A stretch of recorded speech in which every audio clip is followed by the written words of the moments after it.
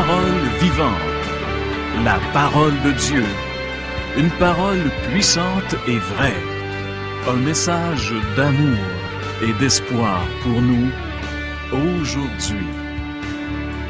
Nous pouvons lire les passages bibliques. Les récits peuvent nous édifier, mais nous pouvons en rater le message, l'essentiel du message. Voilà le thème que nous regarderons aujourd'hui à l'émission La parole vivante.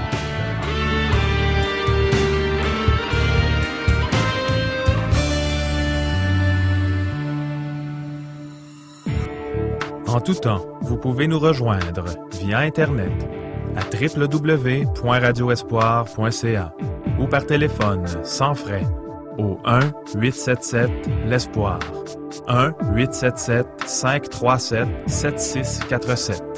Nous vous invitons à nous contacter. Quelqu'un est là pour vous écouter. Mesdames, Messieurs, bienvenue à l'émission La parole vivante. Au microphone, le pasteur Régent Joly. Aujourd'hui, avec le pasteur Charles Price, nous débutons une toute nouvelle série de messages, les 8 miracles de l'Évangile rapportés par Jean. Si vous possédez une Bible, veuillez l'ouvrir dans l'Évangile de Jean au 2e chapitre. Pendant cette émission et quelques prochaines, j'aimerais attirer votre attention sur Jésus et sa vie sur terre, telle que révélée par les 4 évangiles. Nous examinerons certains miracles de Jésus. Jean en rapporte 8 dans son évangile. Pendant que vous trouvez le bon endroit, je veux vous introduire aux miracles de Jésus. Les 4 évangiles consignent environ 35 miracles accomplis par Jésus pendant ses 3 années de vie publique. Mais je veux surtout vous présenter les 8 miracles de l'évangile selon Jean, car cet apôtre les décrit d'une manière toute particulière. Pour lui, les miracles sont des signes. Le concept de signe est très important, car un signe ne constitue pas une fin en soi. Il pointe seulement vers autre chose. Si vous voyagez sur l'autoroute dans un endroit que vous ne connaissez pas, vous aurez sans doute tendance à faire confiance aux panneaux de signalisation que vous trouvez sur votre chemin. Que ferez-vous si l'un d'entre eux indique votre destination? Vous n'arrêterez pas devant le signe. Vous ne débarquerez pas vos bagages devant le signe, devant ce panneau, mais vous irez dans la direction indiquée par le panneau de signalisation. Cela peut vous sembler évident, mais beaucoup de gens tombent dans le panneau devant les miracles de Jésus. Ils s'arrêtent au signe. Ils l'admirent, ils peuvent même l'adorer, mais ils n'en suivent pas les indications. Les contemporains de Jésus ne suivaient pas ces signes non plus. Souvenez-vous de la multiplication des pains, où Jésus nourrit une foule nombreuse avec 5 petits pains et 2 poissons. Nous verrons cet épisode plus tard, puisqu'on le trouve au chapitre 6 de l'Évangile selon Jean. Mais quand les foules s'assemblèrent autour de lui après ce miracle, Jésus déclara « En vérité, je vous le dis, vous me cherchez non parce que vous avez vu des signes, mais parce que vous avez mangé du pain et que vous avez été rassasiés. » Autrement dit, les foules ne revinrent pas à Jésus parce qu'elles avaient vu le signe et qu'elles voulaient le suivre, mais parce que Jésus les avait nourris. Le miracle était devenu une fin en soi. Jésus était devenu un spectacle, une occasion d'observer, de se réjouir, d'applaudir et d'adorer. Ensuite, on retourne à la maison et on en parle à ses voisins. Mais Jésus n'était pas venu sur la terre pour cela. Essayons plutôt de regarder ces miracles comme un panneau de signalisation qui nous pointe dans la bonne direction. Car nous pouvons lire le passage. Le récit peut nous édifier, mais nous pouvons rater le message, la direction indiquée par le signe. Les foules au temps de Jésus ne comprenaient pas ce message. Quand Jésus guérit l'aveugle-né, comme nous le verrons aussi plus tard, car il se trouve au chapitre 9 de l'Évangile selon Jean, il fournit même l'explication de son miracle. C'est afin que les œuvres de Dieu soient révélées en lui. Voilà l'objectif de Jésus. Mais les gens n'ont pas compris. Même les disciples se demandaient pourquoi cet homme était né aveugle. Ils raisonnaient entre eux. qu'il ne pouvait pas être puni pour son propre péché, parce qu'il était né dans cet état. Alors, peut-être que ses parents avaient péché, et qu'il était puni pour leur péché. Les pharisiens ont aussi totalement raté l'essentiel. Ils furent dérangés par le fait que l'aveugle était guéri un jour de sabbat. Le respect du jour du sabbat était devenu pour eux une obsession. Quant aux miraculés, ils pouvaient seulement leur dire « Je sais une chose, c'est que j'étais aveugle et maintenant je vois ». Il venait de vivre une expérience merveilleuse, mais lui non plus n'avait pas compris. Personne ne comprenait ce miracle comme une révélation des œuvres de Dieu. Et Jésus affirme, au même chapitre, « Je suis la lumière du monde ». Pouvez-vous imaginer cela? Vous marchez dans une pièce obscure. Quelqu'un actionne l'interrupteur et la lumière jaillit. Quand Dieu créa l'univers au début de la Genèse, il s'exclama qu'il y ait de la lumière. Mais le monde fut plongé dans l'obscurité du péché par Adam et Ève. Jésus vint sur terre pour remédier à la situation. Il est la lumière du monde. Jésus ne faisait pas seulement ces miracles pour répondre aux besoins des gens, bien que cela fût louable. Ses gestes exprimaient son amour envers ses bénéficiaires, c'est vrai, mais il servait aussi de signe. Quel genre de signe? Heureusement, Jean nous l'explique vers la fin de son évangile, chapitre 20, versets 30 et 31. Écoutez, Jésus a accompli encore, en présence de ses disciples, beaucoup d'autres signes qui ne sont pas décrits dans ce livre. Mais ceux-ci ont été décrits afin que vous croyiez que Jésus est le Messie, le Fils de Dieu, et qu'en croyant, vous ayez la vie en son nom. Jean compila le registre de ces signes pour 3 raisons. Ces panneaux de signalisation contiennent 3 indications. Afin que vous croyiez que Jésus est le Messie, c'est-à-dire le Christ, que vous puissiez recevoir ce qu'il donne, c'est-à-dire la vie de Dieu en son nom, et que vous sachiez ce que vous devez faire en faisant l'expérience de cette vie après avoir cru en lui. Je répète la fin de ce passage. Afin que vous croyiez que Jésus est le Messie, le Fils de Dieu, et qu'en croyant, vous ayez la vie en son nom. Et bien sûr, cette vie ne doit pas seulement être reçue, mais elle doit être vécue avec son énergie débordante. Ces miracles montrent l'identité de Jésus et la nature de cette vie qu'il veut nous insuffler. La vie est un des thèmes principaux de l'Évangile de Jean. Pour bien comprendre la Bible, nous devons l'interpréter dans son contexte. J'interpréterai donc les miracles de Jésus à la lumière de l'Évangile de Jean dans son ensemble. La vie est un des thèmes récurrents de ce livre. Il en est question plus d'une 50aine de fois. Par exemple, au chapitre 10, Jésus se compare à un bon berger. Écoutez, « Je suis venu afin que les brebis aient la vie et qu'elle l'ait en abondance. » Jean amorce même son évangile en décrivant ainsi Jésus. En elle, la parole de Dieu, c'est-à-dire Jésus-Christ, il y avait la vie, et cette vie était la lumière des êtres humains. Cette vie est l'interrupteur qui allume les hommes. Jésus déclara en plusieurs occasions qu'il est la vie que Dieu offre.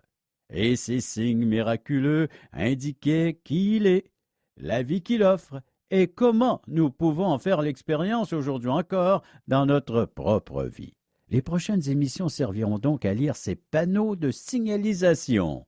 Cette série s'intitule « Une transformation » ou « Comment suivre les signes miraculeux de Jésus ». Son but est d'apprendre le code de la route qui conduit à la vie éternelle.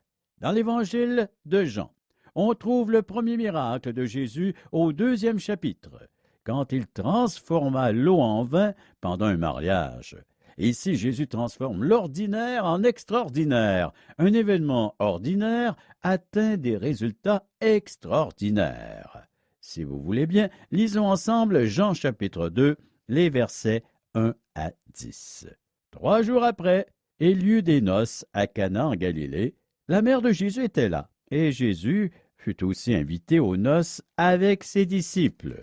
Le vin ayant manqué, la mère de Jésus lui dit « Ils n'ont plus de vin. » Jésus lui répondit, « Femme, qu'y a-t-il entre moi et toi? Mon heure n'est pas encore venue. » Sa mère dit au serviteur, « Faites ce qu'il vous dira. » Or, il y avait là 6 vases de pierre destinés aux purifications des Juifs et contenant chacun 2 ou 3 mesures. Jésus leur dit, « Remplissez d'eau ces vases. » Et ils les remplirent jusqu'au bord. « Puisez maintenant, leur dit-il, et apportez-en à l'ordonnateur du repas. » Et ils lui en apportèrent. Quand l'ordonnateur du repas eut goûté l'eau changée en vin, ne sachant d'où venait ce vin, tandis que les serviteurs qui avaient puisé l'eau le savaient bien, il appela l'époux et lui dit, « Tout homme sert d'abord le bon vin, puis le moins bon après qu'on s'est enivré. Toi, tu as gardé le bon vin jusqu'à présent. » Et je rajoute le verset 11. Tel fut à Cana en Galilée le premier des miracles que fit Jésus. Il manifesta sa gloire et ses disciples crurent en lui. Voilà la lecture de Jean chapitre 2, versets 1 à 11. Il s'agissait d'un mariage ordinaire. Les mariages sont un des rites de passage fondamentaux de la vie. Aujourd'hui, les gens se marient pour toutes sortes de raisons, mais à cette époque, c'était la coutume. Cette coutume est d'ailleurs encore rigoureusement appliquée dans plusieurs parties du monde. Et dans la Bible, le mariage fait partie du plan de Dieu pour l'homme et la femme. L'eau dont il est question ici était bien ordinaire. L'eau est une des substances les plus répandues et communes. Elle n'a aucune couleur, aucune odeur et aucun goût. 70% de la surface de notre planète est recouverte d'eau, et nous sommes nous-mêmes composés de 70% d'eau. Si l'exploration spatiale vous intéresse, vous savez déjà que l'eau constitue un ingrédient essentiel pour trouver la vie sur une autre planète. À ce sujet, une découverte récente permet de découvrir 3 planètes orbitant l'étoile naine TRAPPIST-1, environ 40 années-lumière, donc tout près de nous à l'échelle universelle. L'intérêt réside au fait que la distance entre ces 3 planètes et cette étoile très froide pourrait les rendre capables de contenir de l'eau à l'état liquide. Puisque l'eau constitue l'ingrédient fondamental de la vie, des sommes considérables sont investies pour découvrir de l'eau sur d'autres planètes ou d'autres satellites. Le premier miracle de Jésus implique donc une commodité banale mais vitale, l'eau. De l'eau dans un mariage. Jusqu'ici, rien d'extraordinaire. Jésus aime travailler avec des gens, des choses et des situations ordinaires. Mais les conséquences de son œuvre dans ces événements ordinaires atteignent l'extraordinaire. Votre vie vous semble-t-elle ordinaire? La mienne, oui. J'en suis parfois presque frustré. J'ai déjà pensé que, pour servir Dieu, une personne devait être dotée d'attributs hors du commun, une personne bien au-dessus de la normale. Quand j'étais un jeune chrétien, je voulais servir Dieu et collaborer à son œuvre, mais je conclus rapidement et honnêtement que j'étais inutile pour lui. Je considérais les gens qui servaient Dieu comme différents du reste des hommes. Je me contentais alors de les aider, de les soutenir, de prier pour eux. Mais Dieu ne me permettrait jamais de devenir comme eux. Je le croyais sincèrement. J'étais déçu de cette situation, mais je l'acceptais. Un jour, je lus 1 Corinthiens chapitre 1, les versets 26 et suivants. Écoutez ce passage. « Considérez, frères, que parmi vous, qui avez été appelés, il n'y a ni beaucoup de sages selon la chair, ni beaucoup de puissants, ni beaucoup de nobles. Mais Dieu a choisi les choses folles du monde pour confondre les sages. Dieu a choisi les choses faibles du monde pour confondre les fortes. Et Dieu a choisi les choses viles du monde et celles qu'on méprise, celles qui ne sont point, pour réduire à néant celles qui sont, afin que personne ne se glorifie devant Dieu. Or, c'est par lui que vous êtes en Jésus-Christ, par la volonté de Dieu, a été fait pour nous sagesse, justice, sanctification et rédemption, afin, comme il est écrit, que celui qui se glorifie dans le Seigneur. 1 Corinthiens chapitre 1, les versets 26 à 31. Oui, Dieu ne choisit pas la crème de la crème pour accomplir sa volonté. Il en explique même la raison, afin que personne ne puisse se faire le fier. Je me souviens d'avoir parcouru ce passage avec mon crayon. Il n'y a pas parmi nous ni beaucoup de sages selon les critères humains, ni beaucoup de puissants. J'encercla le mot puissant, ni beaucoup de nobles, j'encercla noble. Mais Dieu a choisi les choses folles du monde, j'encercla folles. Les choses faibles, j'encercla les faibles, j'encercla les choses basses, méprisées, qui ne sont rien, et j'écrivis dans la marge, si Dieu utilise ce genre de matériel brut, je suis totalement qualifié. Depuis, j'ai découvert que si j'arrête de me voir comme je suis vraiment, et que je me mets à penser que je suis sage, puissant ou noble, je me disqualifie. Heureusement, Dieu pardonne à l'âme repentante.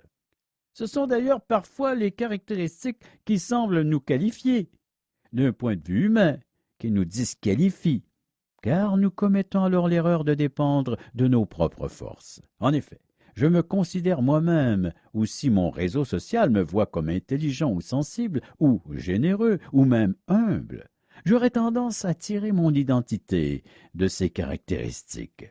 Si je dépends de mes talents naturels, mes propres forces me disqualifieront. La clé est de savoir où trouver son appui. Dans notre passage, il n'est pas écrit « Aucun de vous n'est sage, ni puissant, ni noble ». Il y avait dans les rangs de l'Église des sages, des puissants, des nobles, mais il n'y en avait pas beaucoup. Car pour se qualifier, ces personnes ne devaient pas s'appuyer sur leur sagesse, leur puissance ou leur noblesse, mais uniquement sur Dieu. Or, si je me considère comme trop normal, ordinaire ou faible pour être qualifié, Dieu fera de moi son serviteur, si je décide de m'appuyer sur lui, car notre faiblesse nous pousse à dépendre de Dieu. Revenons à notre miracle. Premier miracle, Jésus opte pour la discrétion. Le temps n'est pas encore venu de se faire connaître aux foules par ses enseignements. À ce moment, peu de gens se sont formés une opinion sur lui, excepté ceux qui le connaissent à Nazareth. Jusque-là, il n'a réalisé aucun miracle. S'il avait ressuscité quelqu'un d'entre les morts, le bruit se serait répandu. S'il avait nourri miraculeusement une grande foule, sa réputation serait établie. S'il avait guéri un aveugle-né ou une personne malade depuis de nombreuses années, cela aurait produit un impact. Mais ici, pendant une noce, il se contente de changer l'eau en vin. Cela semble banal, car cette intervention ne produira aucun changement à long terme. Les gens goûteront au vin, ils diront « Oh, très bonne cuvée !» Mais le lendemain, la vie suit son cours. Mais s'il guérit quelqu'un, il reste guéri le lendemain. S'il ressuscite quelqu'un, celui-ci reste vivant le lendemain. S'il guérit un lépreux, il restera pur. Mais si vous buvez du vin aujourd'hui, vous boirez peut-être autre chose demain. Cela n'est pas important. Et pour cette raison, ce premier miracle de Jésus peut sembler banal. Mais son message se résume ainsi. Je veux prendre des circonstances ordinaires pour les rendre extraordinaires. Je répète, voici le message de ce premier miracle. Un message qui nous concerne tous. Je veux prendre des circonstances ordinaires pour les rendre extraordinaires. Ces noces étaient célébrées à Cana en Galilée. Jésus et ses disciples furent invités. On ne sait pas précisément combien de disciples étaient joints à lui à cette date. Moins d'une semaine auparavant, selon l'Évangile de Jean, il avait rencontré Philippe, Nathanaël, Simon-Pierre, André, et un ex-disciple non identifié de Jean-Baptiste. Il paraît raisonnable de supposer que ces 5 disciples s'étaient joints à Jésus pour la fête. Marie, la mère de Jésus, était aussi présente. Un fait intéressant. Jésus et ses disciples étaient invités, mais les Écritures indiquent seulement que la mère de Jésus était là. Elle s'impliquait peut-être dans l'organisation ou le service du mariage, mais quand elle va trouver son fils, elle sait ce que la plupart des invités ignorent. Ils n'ont plus de vin. De plus, elle donne des ordres aux serviteurs au sujet de Jésus. Faites tout ce qu'il vous dira. Jésus est seulement là comme invité, mais Marie semble occuper une fonction dans le déroulement de la fête. Elle fut peut-être embauchée pour l'occasion, ou elle est une amie ou une parente d'un des mariés. À cette époque, un mariage pouvait durer plusieurs jours, et nous savons une chose, au bout d'un certain temps, il n'y avait plus de vin. Nous n'en savons pas la cause. S'agissait-il d'un problème de planification, ou le nombre d'invités présents était-il plus élevé que prévu?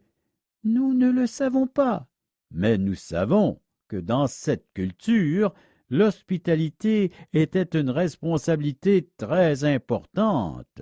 Le fait de ne plus avoir de vin pendant la fête pouvait s'avérer embarrassant, honteux et désastreux pour les mariés et pour la famille qui avait envoyé les invitations. Marie fut consciente de la situation. Elle a cette sensibilité aux devoirs et aux responsabilités. Il semble que le maître de la cérémonie ne l'était pas, et elle décide d'en informer son fils. Sa réponse est intrigante. « Que me veux-tu, femme? Mon heure n'est pas encore venue. » Cette réplique peut paraître sèche, acerbe et presque impolie venant d'un fils. Mais nous devons prendre en considération la pensée de Jésus et l'importance qu'il accorde à son ministère. Voici en quelque sorte son message. Je ne travaille pas en fonction d'un besoin humain, mais je veux seulement accomplir l'œuvre de mon Père céleste en son temps. Et ce thème refait surface un peu plus loin, dans l'Évangile de Jean, chapitre 5, verset 17. « Mon Père est à l'œuvre jusqu'à présent. Moi aussi, je suis à l'œuvre. En vérité, je vous le dis, le Fils ne peut rien faire de lui-même, sinon ce qu'il voit le Père accomplir. Tout ce que le Père fait, le Fils aussi le fait pareillement. » Et cette pensée revient souvent dans l'Évangile selon Jean. Dans Jean chapitre 4, les disciples sont revenus après avoir pris un copieux repas et se posent la question de quoi Jésus s'est-il nourri pendant leur absence. Il va leur dire « Ma nourriture à moi, c'est d'accomplir la volonté de mon Père. » Même sur l'heure du lunch, sur l'heure du midi, il prend une pause, oui, se repose sur la margelle d'un puits, vous lirez l'Évangile de Jean, chapitre 4, et rencontre une dame, une Samaritaine, et commence à lui exposer la bonne nouvelle, à partager l'être qu'il est, le Messie promis, tant attendu. Il est venu pour accomplir la volonté du Père, celle de libérer les âmes qui ont tellement besoin d'être pardonnées, réconciliées avec le Dieu juste et saint. Il annonce cette bonne nouvelle à cette dame, et cette dame y croit, elle reçoit le message, elle reçoit les paroles de Jésus et va les partager avec son voisinage, et plusieurs se convertissent. Jésus précise qu'il est venu sur cette terre pour un seul but, accomplir les désirs et la volonté du Père. C'est ce qui l'a conduit sur le chemin de Golgotha, dans le jardin où il pleura et implora le Père s'il y avait une autre façon de sauver l'âme perdue, le pécheur, jusqu'à ce qu'il dise « Père, que ta volonté soit faite ». que ta volonté soit faite. Et il s'est rendu obéissant jusqu'à la mort de la croix, nous disent les Saintes Écritures. Sur cette croix, il accomplissait le seul moyen par lequel nous pouvons être sauvés, rachetés et de vivre éternellement avec Dieu. Autrement dit, les œuvres de Jésus obéissent à la volonté de son Père et à aucune autre, pas même la sienne. Car dans ce jardin, il dit « Non pas ma volonté, mais ô Père, ta volonté ». Il est venu sur terre pour accomplir la volonté de son Père et non la sienne, ni celle d'un autre, ni celle de Marie. Sa tâche ne consiste pas à répondre à des besoins humains, mais de connaître l'œuvre de son Père et de travailler avec lui, de collaborer à l'accomplissement de l'œuvre de son Père, un plan établi avant même la fondation du monde. Un plan bien établi que le Fils a bien voulu accepter d'accomplir ici-bas sur cette terre. Voilà pourquoi il répond à cette manière à sa mère, si nous revenons à notre texte de l'Évangile de Jean chapitre 2, le miracle accompli aux noces de Cana. Celle-ci n'obtient aucune garantie que Jésus agira, mais elle sait que s'il décide d'agir, son action sera déterminante. C'est pourquoi elle ordonne aux serviteurs, au verset 5 de l'Évangile de Jean chapitre 2, « Faites tout ce qu'il vous dira. » Autrement dit, ne posez aucune question. Faites-le, c'est tout. Et c'est exactement la même réponse qu'il attend de nous, de croire en sa parole, d'exécuter sa parole. Et Marie prêche de merveilleux sermons dans les évangiles. Tout ce qu'elle dit mérite d'être mentionné, mais ici, elle se surpasse. Voici un court sermon sur la personne de Jésus, qui en vaut bien d'autres beaucoup plus longs. Faites tout ce qu'il vous dira. Et c'est là-dessus que nous terminons cette émission. Je vous encourage à faire ce que le Seigneur vous demandera d'accomplir. Par la foi, vous pouvez le faire. Merci encore une fois d'avoir été à l'écoute de cette autre émission de la parole vivante.